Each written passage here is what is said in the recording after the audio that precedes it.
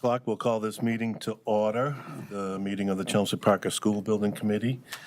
The first item on our agenda tonight is approval of meeting minutes. Do we have any questions, comments, or discussion surrounding the meeting minutes from January 15th, 2026? Move approval. Okay, seeing none, I would entertain a motion to approve the meeting minutes from January 15th. I'll second. Okay, we have a motion and a second. Motion by Paul Cohen, second by Dennis. Any further discussion? Seeing none, all in favor? Aye. Opposed? That's unanimous. Thank you. The next item on the agenda is approval of monthly project invoices, and I'll turn it over to David, I guess, or Hamdi. Yeah, I'm gonna turn it over to Howdy. Okay, Just need the one of those guys anyway. You gotta need a mic though. Throw him a mic, John. Somebody. Get a little bit closer to the mic. So before we start, maybe Troy, if you wanna just introduce Kristen to You the bet, a team. new face. So want to introduce everybody to Kristen Kendall. She's similar to Julie, a senior associate. She's been working on several complex projects for us, been with us many years. As Julie moves toward her maternity leave, Chris will lead the design team and has been transitioning for about a month behind the scenes and will continue to fold into the project moving forward. Excellent, thank you. Welcome. Thank you so much. Excited to be a part of the project. You can't like her more than me when I. We'll make a special note of that in the meeting minutes, please. Okay, so the next item on the agenda is updated project budget review. So I know this is a little bit hard to see, but I believe I shared the updated copy with the committee as part of the committee package. So the only changes from last month is the expanded and unspent column. So as we get invoices and as the invoices are paid, so we update the expanded column. So far we have $544,000 spent and approximately $1.1 million unspent, and the owner's contingency is $107,000. The next slide, please. So these are the monthly project invoices. As usual, we have one invoice from left field for the OPM services for January, and then the second invoice is from AI3 for feasibility study services for the month of January 2026. And the total amount of the invoices is $159,329. If anyone want to make a motion, it's on the There is a screen. motion at the bottom of the page for anybody that cares to make one. Make a motion to approve the January 2026 invoice package number 9, the amount of $159,329 as issued and presented. We have a motion, and I have a second. Okay, any further discussion? Okay, thank you. Sorry, Vivian. Okay, any further discussion? Seeing none, all in favor? Aye. Aye. Opposed? Unanimous. So for schedule and MSP PDP submission overview, I will turn it over to Julie. Great. So we provided another 4-month look ahead for our anticipated action items. February looks light in this graphic, but there has been a lot that's been happening behind the scenes with the development of design options. We also were able to preview a dozen or so options with the district leadership group last week, so Chris will share more about that later in the presentation. Looking ahead to March, there's a few things we wanted to point out. The first being that the MSBA will be providing us with their formal PDP review comments We do have a slide in here that references some initial comments that they had, but there will likely be a multi-page full report review that they'll provide to us. The professional team will respond to all of those comments. There may just be some collaboration required with the district if the MSBA had some questions regarding the educational program or some of the spaces included in the space summary. With the development of the options, we're working towards specifically March 11th at this point so that we can send those options out for cost estimating. And with that timeline, we'll be able to get cost data in hand prior to the April SBC meeting where this committee will have to select a preferred option. So you'll be equipped with the cost data, much like the sequence of events that happen with the PDP selection of the options to move into PSR. And then the third item to bring your attention to for March would be we're looking to confirm a community forum date. So we're recommending that maybe get coupled on the same night as the next SBC meeting, just to maximize participation and attendance. It will be critical to get back in front of the community prior to selecting a preferred option. And that's, of course, to make the community feel like they're a part of the process moving forward, but also to support that we have done that due diligence to the MSBA and that the project process has been shared continuously with the community. And then as we move into April, again, that will follow much of the sequence of events that occurred with the PDP submission. So the educational program will make a reemergence. This time, though, we're looking for a final draft of that educational program. So instead of it describing 3 different enrollment options, it should be finalized to include only 1 enrollment option. We recognize there's some sensitivity with that in that, this committee won't even have had the opportunity to vote on what that enrollment option is yet. But having an educational program draft that caters to the discussions that have already been had and the endorsement that's already been provided by the school committee, presumably for that 4 to 6 option. And then in April, we will get back in front of the school committee for a similar series of approvals. So allowing time for the school committee to review that finalized educational program, to confidently be able to endorse it and approve it at the April 14th meeting. Additionally, we'll be looking for a certification for the grade reconfiguration, if it does move in that direction, on April 14th. And we have a slide that details more of what that certification is based on the MSBA's requirements.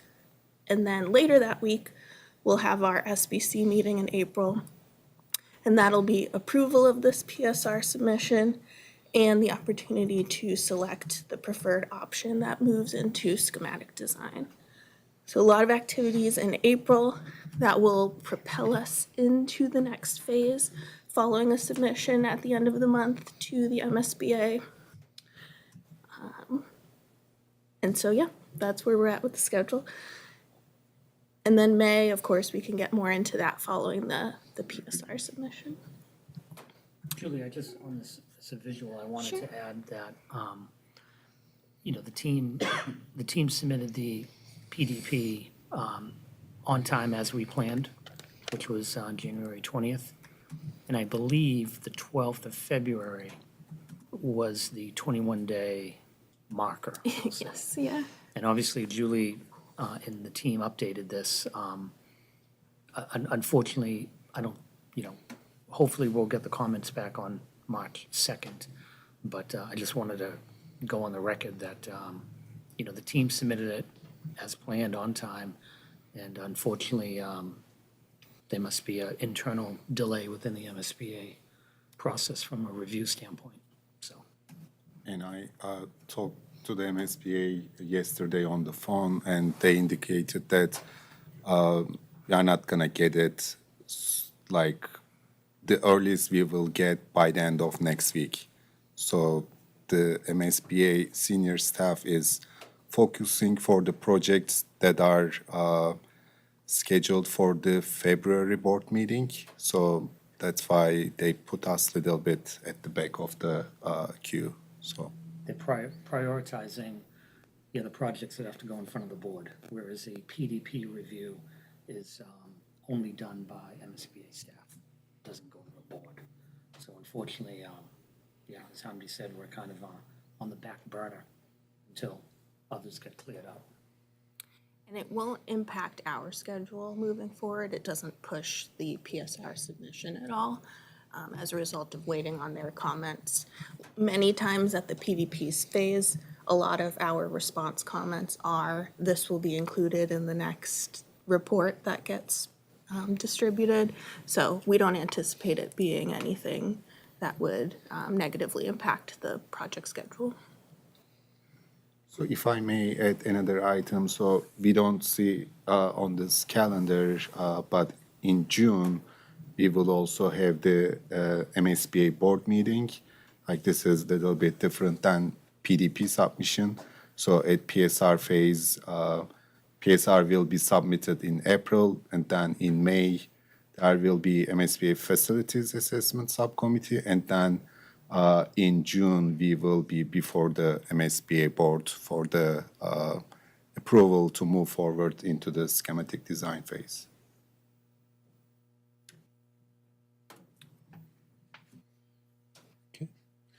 Anything else on schedule? Nope. We can talk more about the community forum dates or finalizing those maybe at the end of the presentation, unless there's a recommendation for a date other than, coupling with the SBC meeting in March. Okay, we'll come back to that. Great. The next item on the agenda is MSBA PDP submission overview.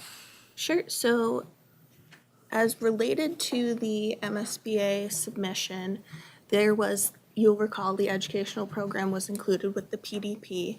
Now that we've moved into the PSR phase, as I mentioned, that the MSBA requires a grade reconfiguration certification as part of the feasibility study. So what that really is just a formalizing the decision on whether or not the district is reconfiguring your grade enrollment options. So if you were to select the 5 to 8 or the 4 to 6 options, the MSBA would be looking for a certification that fulfills this template that they've prescribed. And what it really does is describe some of the background that brought the committee to that decision point. And one of those things being how many school committee meetings or public forums were held where this was a topic of discussion. So that just makes the need for a community forum in March that much more critical to be able to supplement the certification that will be written as part of the PSR. We do recommend as well that the grade reconfiguration topic be an agenda item in all school committee meetings and SBC meetings over the next 2 months as we lead up to that PSR submission, so that it is further evidence as well that it was a main topic of discussion, and that not only the committees but the community has had the opportunity to listen to those discussions and contribute to the discussions as well. One of the things I would just add, one of the things that will be important to include as a supplement to potentially this document, but definitely as we work through the summary in the PSR, is the fact that you all in the community have been working on and talking about grade reconfiguration for years. It hasn't been this past 6 months. It's been several years that you've been talking through the possibilities, the options, the various scenarios. So giving the MSBA that backstory will be very helpful in this process. So we can work together to formulate what that narrative is in the history that has occurred to supplement this document here. Any questions on that sequence of events or the deliverable of this certification? real quick, Julie, what is the date you think that this will be certified on? So the April 14th school committee meeting would be when we're looking to at least have that, or following that meeting would be when the certification could be signed. So we'd likely want to have a draft prepared. You'd want the grade configuration on every agenda between now and then. We would recommend that, yes. I'm gonna put it on mine, just as a public comment opportunity, so that if someone had something to say, they could.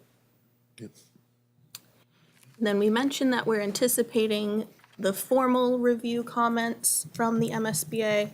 We just had a slide in here to reference the MSBA initial comments email that went out a couple weeks ago. To David's point, the PDP was delivered on time. It was, again, just the MSBA reacting with some initial comments. We provided the supplemental information they were looking for, and really now we just will wait for further comments. I was gonna say just one item related to this one, since we have the approved meeting minutes from the January 15th meeting, so tonight or tomorrow, I will get that certified by Dr. Lang and then share it with the MSBA tomorrow. And Hamdi uploaded the PDP submission on the website. Okay. I'm going to have, Tori will walk us through an update on evaluation of existing conditions. Yes, so during last month's building committee meeting, we mentioned that there were some contaminated soils found at 2 of, I believe, total of 15 borings that were completed on the Parker Middle School site. So those were at locations of B6 and B9. So to follow up on that, we completed an additional 8 borings total and placed some monitoring wells to determine whether there was any additional acetone contamination in the soils or if any of the groundwater was contaminated. And fortunately, we're happy to report that there was, the samples were sent to a lab and all tested and no additional acetone was found. And the groundwater was not contaminated, which is really kind of best case scenario. So those took place in January. Everything has been tested. And we believe the extent of the contamination is only about 7.5 cubic yards, which is great news. It means that now the town can complete a limited removal action, also called an LRA.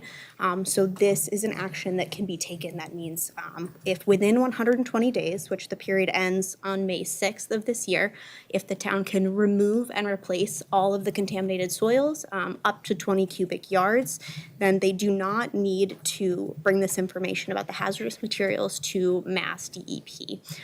So we have been working closely with the geoenvironmental consultants that we have, as well as the DPW, to come up with a plan to make sure that this happens within the 120 days. So the plan currently is to have the removal and replacement of the contaminated soils take place during April school vacation, so that that can all be done before the May 6th date. Because if it takes place after that time, then we will need to bring it to Mass DEP for their notification.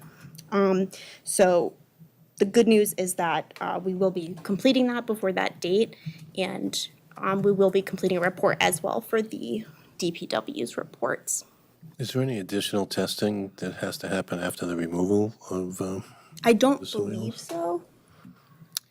There will be a phase 2 geotechnical investigation once we're beyond this PSR phase, but that's not necessarily related to the results of the contaminated soil. So it's not a time-sensitive thing that by May 6th, we have to be retested and ready to go? Correct. Okay. Yes.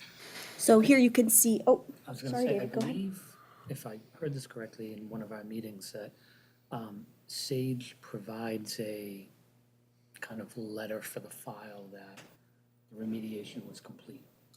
And it's, and it doesn't have to be reported, it just is, filed away. That's right. Is that what I heard? Okay, that's correct. Yes, exactly. So here we have the Parker Middle School site, kind of showing all of the locations of the original borings as well as the supplemental borings, which you can see kind of blown up here, noting that they are on what we have speculated might be a haul road from left over from the construction of the highway, also near an area of laydown for the construction of the current middle school. But you can see kind of north, south, east, and west of each of those contaminated borings is where we did the additional 8 borings as well as those monitoring wells. But the good news is that our path forward is relatively simple, shouldn't impact construction moving forward.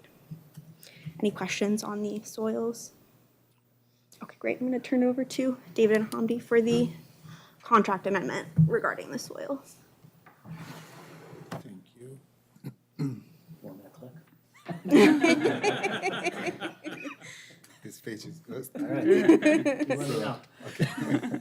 So this is the contract amendment 1 to AI3's contract. So obviously, this unknown will add some additional dollars to the project, so and to AI3's contract. So the total amount of this additional services is $25,883, including AI3's markup and the consultant's fee. So Tori walked us through about these services. So Sage will be on site. They will prepare LSP opinion letter. They will coordinate with the receiving facility. And then once everything is removed from the Parker School site, they will prepare a LRA report. And then, this is not an item that to close with the DEP, but the issue will be closed. So, and all these services will cost about $25,883. Just to add one more thing, this is only for the design services. There will be some additional costs for the tracking and for the receiving facility. But since the amount is so small, we don't expect more than $15,000-$20,000, and everything will be funded from the project from owner's contingency. And I believe, Hamdi, I could be wrong, but I think we have 107,000 Yes. currently, give or take, Yes. in owner's contingency.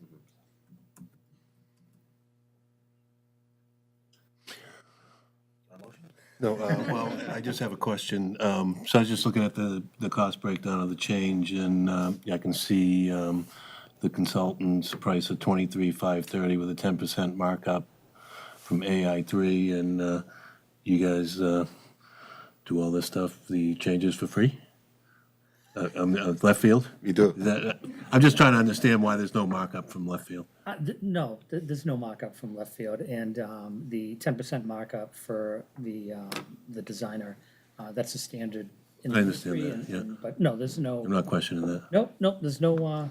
Okay, it just want to make sure there's nothing nope, just nothing gets further coming. absorbed. If there's some event that, is, I don't know, catastrophic sideways and it extends time for some reason, but no, there's no, no component from left field. Great, thank you. Okay, so I'm ready for motion. Okay, I make a motion to approve AI3 contract amendment in the amount of $25,883 as issued and presented. I have a motion from Dennis, Second. second from Jim. Any further discussion? Seeing none, all in favor? Aye. Opposed? It's unanimous. The next item is BRR number 2 approval. This is a standard MSBA form. Whenever we need to do any budget revision, we utilize this form as required by the MSBA. So in this case, we will be using this form to move money from the owner's contingency to the design services to fund the event that we spoke about. So yeah, once this is approved, I will send this form to Mr. Cohen, Dr. Lang, and Mr. King via DocuSign, and then we will share it with the MSBA, so then they can update their budgets in ProPay system.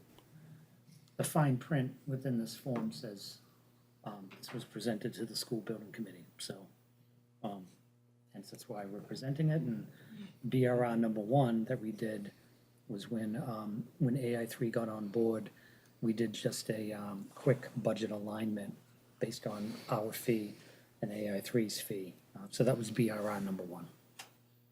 Okay. Any comments or discussion on BRR number 2? Seeing none, I'd entertain a motion. I make a motion to approve budget revision request number 2 as issued and presented. I have a motion from Dennis. Second. Second from Jim. Any further discussion?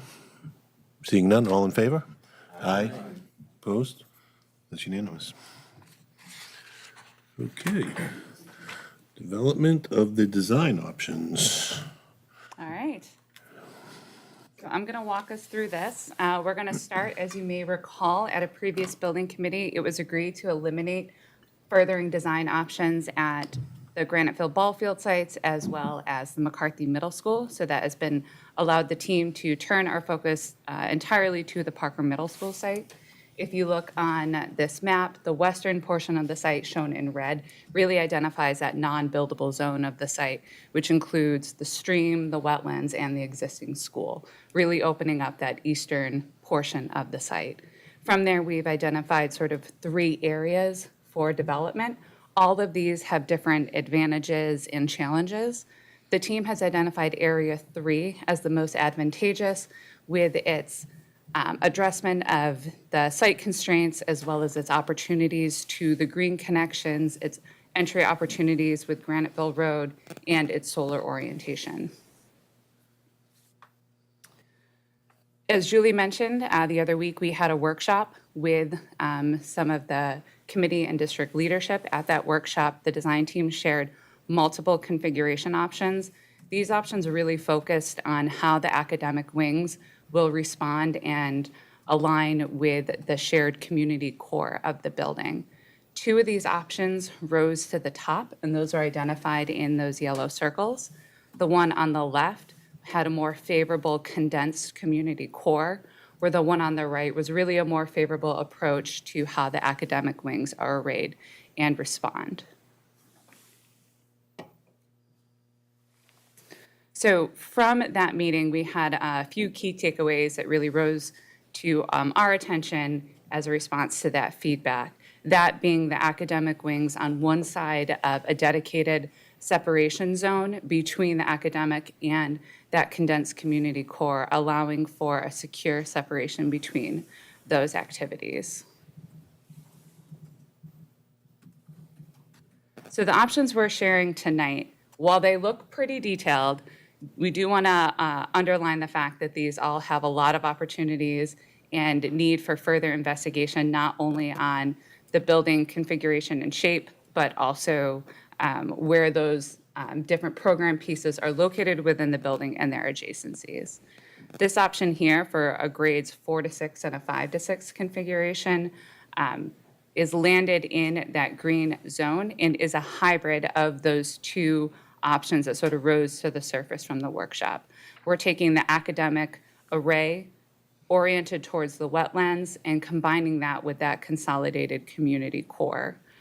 Located centrally within that community core is the student commons, and then all the way at the far east end of the building is your wellness area, comprised of your gym and its adjacent programs, and allows it for direct exterior connections to the site. This configuration within that Area 3 also allows those academic wings to have the ideal solar orientation, allows different entry configurations along Graniteville Road. The building is oriented to take advantage and respond to the alignments with Crooked Spring Road and Graniteville Road. We have identified multiple entry locations for potential different functions of the building, whether it be after hours. And with these academic wings, the way they're configured, it creates a clear separation for community use and that private academic use for that secure separation for after hours. Three-story building in the fourth grade, fifth grade, and sixth grade, is that? Yep. So we'll go through those floor plans. Okay, We'll no, go just through trying to each floor. Visualize it, okay. Yep. This is a very consolidated footprint, and the benefit of that is really to maximize the site potential, as well as help minimize those construction costs. As you can see, there's a little portion of our building in the academic wing that overlaps those modulars. We are exploring the minimal overall project cost impact that it would take to replicate those modulars within the short-term construction versus further studying the massing of the building and maybe mitigating or removing that overlap. It's really important that we consider all of the short-term and long-term considerations with whatever direction we move in. So on the second floor, this is where you see fifth grade. The first floor had fourth grade. This is showing the opportunity for a horizontal grade distribution. Because of the 3x6 clustering of the grades, there is an opportunity to either show them horizontally or they could stack vertically. The benefit of this option really allows the building to have that flexibility for future grade use or configuration within the building. If it was a 5 to 6, you would have just those two floors. If this was a 4 to 6, you would need the third floor for sixth grade. The opportunity with the program would allow that building massing to step back further from your main intersection, allowing your building to sort of grow with your entry approach. Is the dining area 3-story or like you don't show the roof? That's why I'm asking. Probably right. Like it's Currently, we're looking at all the studies of how tall of a space is within that dining. We would, have all the considerations of how many floors are actually open to that area to mitigate any atrium potential. okay. Way we're showing the dining commons as well right now is as this very centrally located open space within the building plan. We also want to explore if that shifts a little bit more to the exterior. Otherwise, the third floor may be an opportunity to make sure we're getting some light into that central dining commons as well. So additionally, we studied a very similar grade configuration for a 5 to 8 option. We start with adding the auditorium at the far east end of the building and enlarging the gym. But other than that, the building is a very similar configuration. This also has fifth grade on the lowest floor, so similar to the 4 to 6 option, the grades would increase as you step up the building. This allows an opportunity for a lower school and an upper school, and also consideration if fifth grade wanted to be a fifth grade academy. Sixth grade on the second floor would allow a direct one-story vertical connection with fifth grade, completing that lower school opportunity. And this option, unlike some of the previous grade 5 to 8 configuration options, really keeps the building at a 3-story by getting all of 7th and 8th grade on that third floor so that you don't have to jump to a 4-story building. Creates a lot of program on the top floor, but it also achieves a much more compact footprint than the previous 5 to 8 options that we've studied. Still pretty big given the site space and how it starts to creep over towards that intersection, but there's no hiding that it is a lot of square footage to fit. And we did just bring the new construction options today. That was our focus for conversation for the most part when we met at the working group, that workshop. We are going to take these configuration options and implement them onto an addition renovation scheme and share that at a future meeting. Question about, and this is curriculum based, is curious because I know right now, so 4th grade you're assigned a teacher and so I know when you move up to 5th grade and I don't know exactly, but it sounds like you have more different curriculum, and I guess that's what I see right here. And so in 4th grade would you align with the 5th grade curriculum more so than what we have right now? Yeah, it's not as much it's the curriculum, it's more just like the pairing of teachers that we have. So right now through grade 4, all the students have one primary teacher. And then when you move up to 5th and 6th grade, they have 2 teachers. So one teacher specializes in math science, the other does ELA and social studies. And then when you get to 7th and 8th grade, it's a pure subject-based system. So, and it actually aligns with DESE licensure. So by the time you get to 7th grade, the content is just much more specific. So you have a dedicated science teacher, math teacher. So there's like a 4-person team. So we're not quite there yet. So we're not restricted in 4 to 6 with regard to having, you technically could have 1 teacher, for everything. 4th grade could technically have 2 teachers if we wanted them to. I think a lot of the talk has been actually keeping the 4th grade as a 4th grade, however they came in with the 1 teacher, and then doing the teaming for grades 5 and 6. What we kind of liked about the plans when we talked is by kind of having the 3 different fingers, if you look at it on the map, you can just do the vertically so that you can have a whole grade level on a school. You also could do, because of the stairwells, like a horizontal if you wanted to get there to be some spread. But we don't really have to make the decision right now whether it's 1 teacher or 2. If it's 2, it's basically 2 groups of kids splitting 2 classrooms, so the sizes are the same. It's just who's actually delivering the instruction. There's pros and cons to both, but we didn't quite get that far yet. Just a question on that, so area 3 is the one you said more preferable, and you already talked about the modules, which would definitely be something we'd want to know more about. Is there any other impacts to like the playground, the traffic patterns, if you were to start to build it like that? I mean, it looks like it would go through like where the cars usually cut through and. Sure, so it certainly pulls the building further from the intersection without situating it as far away as the existing building is, so we saw that as an advantage as well. And when we're thinking about site circulation and wanting to be conscious of how much queuing length is there for the amount of buses and the amount of parent drop-off, that will be that next layer of information that we're able to add. Given the curb cuts and typically the traffic coming off of Graniteville Road, we do think that by having that front yard space between the building and Graniteville does also offer opportunities to better mitigate that site I was circulation. more concerned with like the current building, like if we start construction like this is cutting into where the cars are I normally see, driving, where the kids are playing in the playground.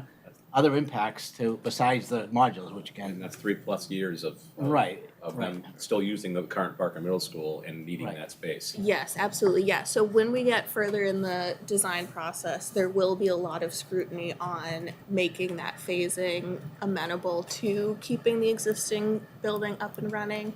In this case, if the building were to be in that area 3, it's likely that there's some temporary roadways and parking areas that get built as enabling work during that construction period. So then the staff can have a place to park, drop off can happen. There will be some hardships, which is natural. yeah, because you're gonna cut it into 2 different sections, because you can't go to the wetlands, obviously. Right.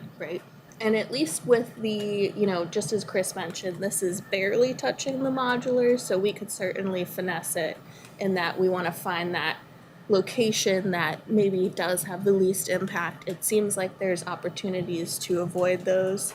But even if we did need to replicate the 2 classrooms that are in those modules, it's likely only $1 million or $2 in the grand scheme of the full project budget. Remember this whole thing was maybe $400 million. So. We'll see any type of temporary provisions like that with either roadways, parking lots, playgrounds are all very typical in a school construction and will be further refined. It's also very common practice, especially when you're building on the same site as your active school. Yeah, this is going to be something we're familiar with doing, but at the same time, yes, the wetlands out in the backside of the building, wouldn't be part of new construction, but we may need to use some of the backside of the building where there's that back parking lot, even for like phys ed and recess and things like that, as opposed to just the front of the building where the fields are right now. But that is all going to have to be phased, but taken into consideration with the bigger picture. But obviously, your thinking is where it's a 50 or plus year building, you want to achieve the long-term benefit of the best location to the short-term sacrifice. Exactly. That's why you're because the simple thing is, we'll just scoot it down a little. I get, okay. That's very helpful, thank you. And just to set expectations, this construction project will engulf that entire east side of the building. All that playfield area, the construction, the laydown, the circulation, the air, like that entire section all the way to the intersection will be lost for construction, so there won't be any part of that. So on the opposite side, on the left-hand side or the west side, as Dr. Lang was suggesting, that is an opportunity for some of that outdoor activity or parking or circulation, but certainly many discussions that will occur over the next year about the entire plan and phasing. Are there any other questions about the design options that were shared? I guess not. Julie, I can just. Just so our last slide is really just the upcoming events and activities, so confirming some dates for March. And then otherwise that will conclude our agenda for the evening. We're looking to do the Elks again if we did a public meeting forum. Yeah, so we got good feedback on the Elks the first 2 times we met there as far as like usability and whatnot. Robin put a call in to just see if it's available, and it is available. It is on the 19th. So I think it would make the most sense if we wanted to do it just for consistency's sake to use the Elks again. With this group already has the 19th scheduled as a meeting date, it kind of makes sense, in my opinion, as well. So I think it would make sense to go forward with the 19th, doing if we need to do a quick school building committee meeting right at the site, as well as the community forum for input. I think that makes sense. We'll share a flyer for publication to get that that message out there as soon as possible. You good with that, Pat? Yeah, that works. I know, I was just looking at the overall schedule. So we don't have any decisions due on March 19th. Our decisions are due on April 16th. Correct, yeah. So there will likely be some overlap in content, but for the community's benefit, we'll want to update them on the conclusion of the PDP and this PSR phase, hit on grade reconfiguration, of course, and then share a similar update on the design options that have progressed. They will be further along by then, and we'll also be able to update the committee on the progression of the design options as well. So we should have all 6 options, the 3 new and the 3 ad reno to share. Is 1 hour for us enough time before the visiting session? I think so. Okay. You guys agree with that? You good? Okay. We're pretty good at running a tight ship. Yeah, we can make sure we cater it to We've been that. successful It's so all far. up to the chair. It's all up to the chair to keep Yeah. the meeting going, you know? Yes, Okay. Okay. great. I'm good with all that. So nothing else on development of design options. And we talked about, so you'll check on the Elks. They're good to and then go. we'll put out a message to the entire committee. Okay, good. And then, I don't believe we have any public comment. I don't see anybody in the audience, and we have nobody on Zoom tonight, right? Correct.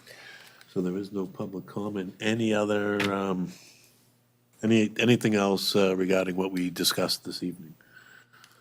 Seeing none, I'd entertain a motion to adjourn. Make a motion to adjourn. Motion by Dennis, second by Jim. All in favor? Aye. Opposed? It's unanimous. Thank you.